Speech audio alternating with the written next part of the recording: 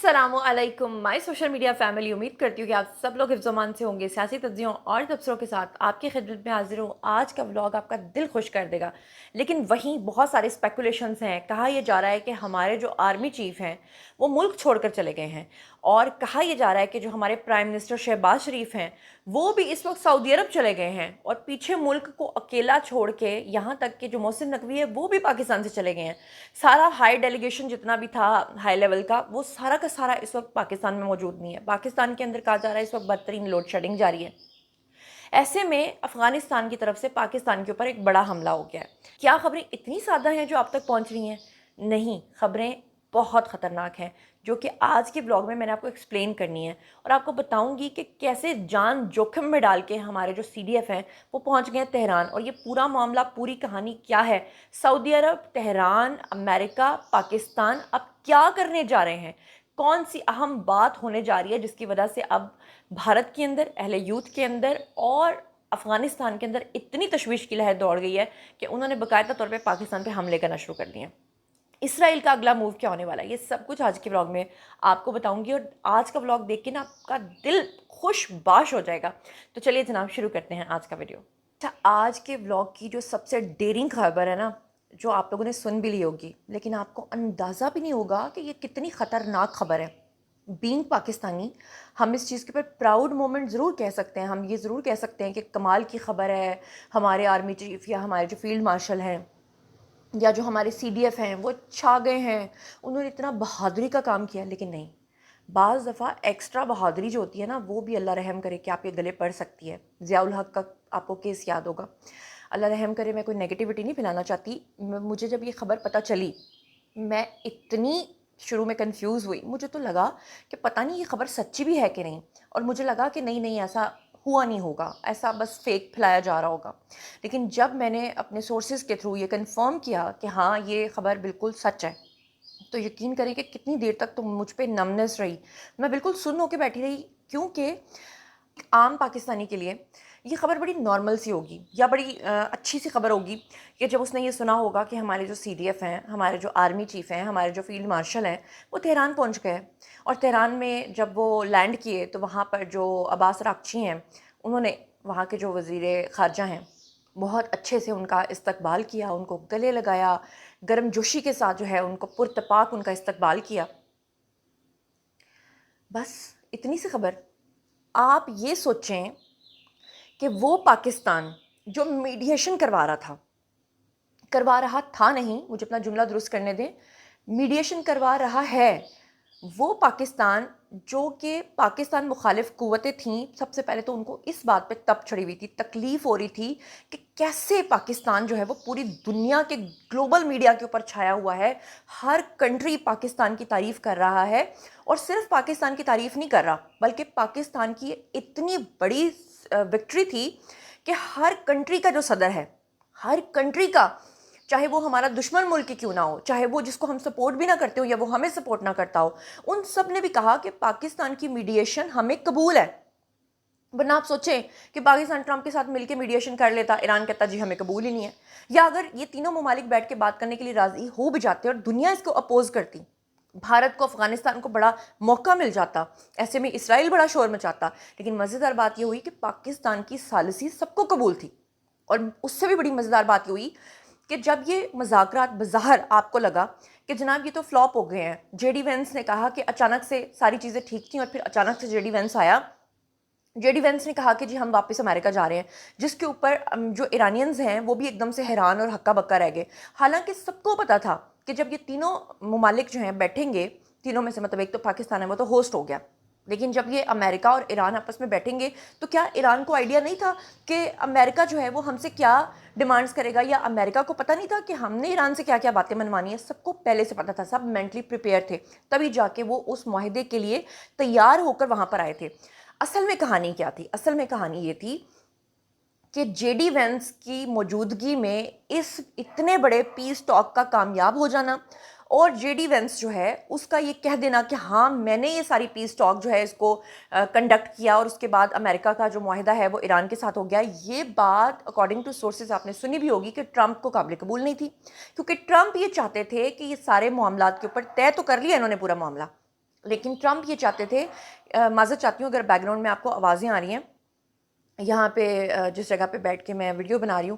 پاس ہی میں جناب ایک ڈاگ ہے، بہت زیادہ بول رہا ہے، لیکن خیر کتوں کی کیا پرواہ کرنی چاہیے، کتے تو ویسے بھی ہر جگہ بھونکتے رہتے ہیں، خیر آپ اس کو اگنور کیجئے۔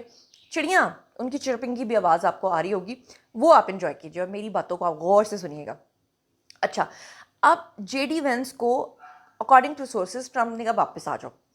اب پوری دنیا کے اندر جو پاکستان مخالف ملک تھے، خاص طور پہ انڈیا، ان کا تو میڈیا، میں کہتی ہوں وہ یہ کتوں سے مجھے یاد آ گیا کس طرح کی آوازیں، ان کے پروگرامز تو یقین کریں اتنا دماغ کی دہی ہے، اتنا بولتے ہیں، ان کے ہوسٹ جو ہیں وہ ابھی سوال کرتے ہیں، ساتھ ہی وہ خود ہی بول بول کے، مطلب جو گیسٹ ہے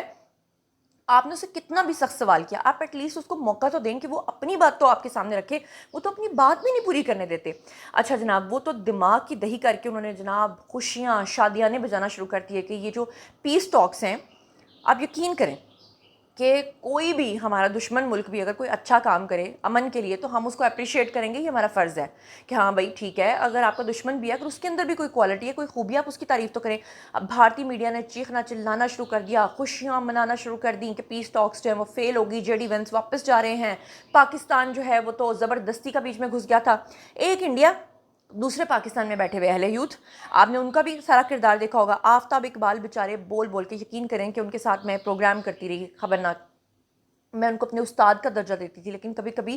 آپ کے جو استاد ہوتے ہیں وہ جو کچھ آپ کو سکھا رہے ہوتے ہیں تو جو اسٹوڈنٹس ہوتے ہیں وہ استادوں سے بھی جب آگے نکل جاتے ہیں تو بعض دفعہ استاد کو بڑا فخر محسوس ہوتا ہے اپنے اسٹوڈنٹ پہ، بعض دفعہ یہ ہوتا ہے کہ اسٹوڈنٹ جو ہوتا ہے وہ اپنے ٹیچر کا ہمیشہ ذکر کرتا ہے یہ بتانے کے لیے کہ میں کتنا قابل ہوں کہ بھئی میرا استاد فلاں تھا۔ لیکن آج زندگی میں پہلی بار ایسا ہو رہا ہے کہ آفتاب اقبال صاحب کے خیالات سننے کے بعد مجھے شرم آتی ہے کہ میں یہ کہہ سکوں کہ بھئی ہمارے استاد جیسے تھے یا ہیں، کیا میں الفاظ بہرحال بولوں۔ تو اب جناب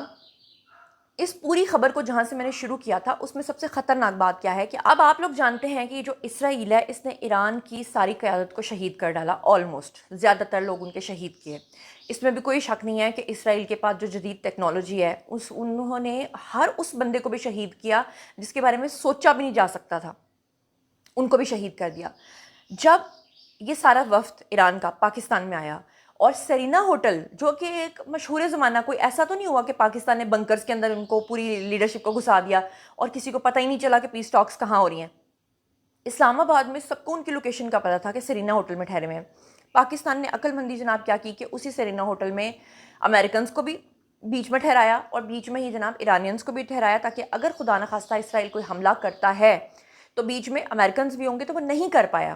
لیکن ایسے میں ایک ایسی بہادری دکھانا ہماری سی ڈی ایف کی کہ وہ جا کے تہران میں لینڈ کر گئے ہیں۔ تہران میں وہ جب پہنچ گئے ہیں تو آپ سوچیں کہ وہاں پر را ہے، سوچیں کہ وہاں پر سی آئی اے ہے، سوچیں کہ وہاں پر پوری دنیا، وہاں موساد ہے، وہاں پر کون کون نہیں ہے۔ ایسے میں ہمارے آرمی چیف کا وردی پہن کے ہاتھ میں چھڑی لے کے سیدھے وہاں پہ چلے جانا، یہ آپ اس کو بہت چھوٹی سی بات سمجھ رہے ہیں کیا؟ مجھے وہ تمام شیعہ حضرات کے جو علماء ہیں وہ یاد آ گئے کہ جنہوں نے پچھلے دنوں میں ہمارے جو سی ڈی ایف ہے، ہمارے جو آرمی چیف ہیں، ان کے اوپر کتنے غلط الزامات لگائے تھے اور کہا تھا، حالانکہ آرمی چیف نے ان سب کو بلایا تھا یہ بتانے کے لیے کہ آپ لوگوں نے گلگت بلتستان کے اندر لوگوں کو بھڑکایا، یہ ایران جب وار شروع ہوئی تو آپ لوگوں نے لوگوں کے جذبات کو خراب کر کے ان کو حملے کرنے پہ مجبور کیا، یہاں تک کہ گلگت بلتستان کے اندر باقاعدہ طور پہ آرمی کے جتنے پوائنٹس تھے وہاں پر لوگوں نے حملے کیے، وہاں پر ایک سکول جلا ڈالا، وہاں پہ 2 آرمینز کو آگ لگا دی۔ لیکن ان شیعہ علماء نے بجائے اس کے کہ وہ ہمارے سی ڈی ایف کی بات کو سمجھتے، انہوں نے الٹا ہمارے سی ڈی ایف کے اوپر یہ الزام لگا دیا کہ جی آرمی چیف نے ہمیں کہا ہے جس کو ایران سے زیادہ محبت ہے وہ ایران چلا جائے۔ تو پھر آج یہ بات ان لوگوں کے لیے بالکل صادق آتی ہے، ان کے اوپر فٹ آتی ہے کہ وہی آرمی چیف جس نے پھر یہ کہا تھا کہ جس کو ایران سے محبت ہے وہ چلا جائے ایران، تو پھر آج وہ ایران میں موجود ہے۔ یہ ہے ان لوگوں کے لیے، میں علماء کے لیے تو یہ الفاظ نہیں استعمال کر سکتی، لیکن میں ان مخالفین کے لیے یہ الفاظ استعمال کر سکتی ہوں کہ ان لوگوں کے لیے زناٹے دار تھپڑ ہے۔ مزیدار بات آپ یہ دیکھیں کہ پاکستان سے ایک ساتھ اڑان بھری ہے 2 جہازوں نے۔ ایک جہاز تھا ہمارے سی ڈی ایف کا، ہمارے آرمی چیف کا، وہ اس کا جو اعلیٰ سطح کا جو وفد ہے وہ تہران پہنچا ہے، اور دوسری طرف ہمارے پرائم منسٹر شہباز شریف جو ہیں وہ فلائی کر گئے ہیں سعودی عرب کے لیے۔ آپ لوگوں نے فوٹیجز دیکھی ہوں گی کہ ہمارے جو پرائم منسٹر ہیں شہباز شریف، ان کا جس طرح سے سعودی عرب میں استقبال ہوا ہے، اس سے پہلے بھی ہوا تھا اور اب بھی ہوا ہے، ان کو ریڈ کارپٹ نہیں، ان کو پرپل کارپیٹ جو پروٹوکول ہے وہ ملا ہے. پرپل کارپیٹ پتہ کن کے لیے جو ہے وہ بچھایا جاتا ہے؟ جن کے لیے بہت ہی اہمیت ہوتی ہے, ٹاپ آف دا لسٹ, وہ پاکستان کو الحمدللہ آج عزت مل رہی ہے. آج ان لوگوں کے منہ پہ بھی زناٹے دار تھپڑا جو یہ کہتے تھے کہ جناب پاکستان جو ہے وہ تو سری لنکا بن چکا ہے, پاکستان کا پاسپورٹ جو ہے وہ تو لوگ جلا رہے تھے. آپ کو یاد نہیں ہے جب جنرل باجوہ ریٹائر ہوئے تھے تو اس کے بعد یہ ٹرینڈ چلا تھا, گندے گندے پلیک کارڈز اٹھے تھے اور باقاعدہ طور پہ پاسپورٹس کو جلایا گیا تھا. اور یہ آپ کو ایک تصویر نظر آ رہی ہے ہمارے آرمی چیف کی, جب وہ تہران میں لینڈ کیے تو اس وقت وہ اپنی وردی میں تھے, تب ان کے پاس ان کی چھڑی بھی تھی. لیکن جیسے ہی وہ ایرانی وزیر خارجہ جو ہیں ان کے ساتھ ملاقات کے لیے بیٹھے تو آپ دیکھیں کہ وہ سویلین کپڑوں میں ہیں, بلیک کلر کا کوٹ پہنا ہوا ہے, وائٹ کلر کی شرٹ پہنی ہوئی ہے, گرے کلر کی پینٹ پہنی ہوئی ہے. لیکن یہاں پہ بھی آپ چوک گئے ہیں, یہاں پہ بھی آپ کو نظر نہیں آ رہا کہ جو آرمی چیف ہیں ان کی ڈریسنگ میں ایک خاص بات کیا ہے جو آپ کو نظر نہیں آ رہی. بتاؤں کیا ہے؟ غور سے دیکھیے کہ انہوں نے ٹائی نہیں لگائی ہوئی. اب آپ کہو گے اچھا یہ کیا بات ہے جی میں آپ کو بتاتی ہوں کہ ایران کے اندر پینٹ کوٹ پہننا اور خاص طور پہ پینٹ کوٹ پہن کر اس کے اوپر ٹائی لگانا یہ بہت ہی وہاں پر مائنڈ کیا جاتا ہے, برا سمجھا جاتا ہے, کیونکہ وہ اس کو سمجھتے ہیں کہ یہ کلچر ہے یورپینز کا.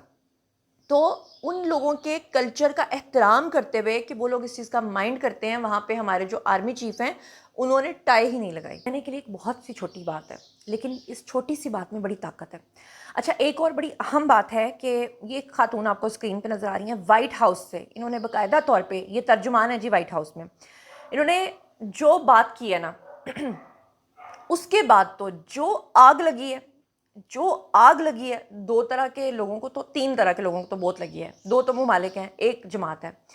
ایک افغانستان, دوسرا انڈیا, تیسرا پاکستان کے اندر اہل یوتھ. جتنی ان کو تکلیف ہو رہی ہے کیونکہ ترجمان وائٹ ہاؤس نے کہا ہے کہ ٹرمپ اگر کسی پہ ٹرسٹ کرتا ہے تو وہ ہیں ہمارے پرائم منسٹر شہباز شریف, اور وہ ہیں جی ہمارے سی ڈی ایف, ہمارے آرمی چیف. اور وہ کہہ رہی ہیں کہ جی اب کی بار بھی, کیونکہ انڈین میڈیا جو ہے وہ اس بات پہ پروپیگنڈا کر رہا تھا کہ اب کی بار جب یہ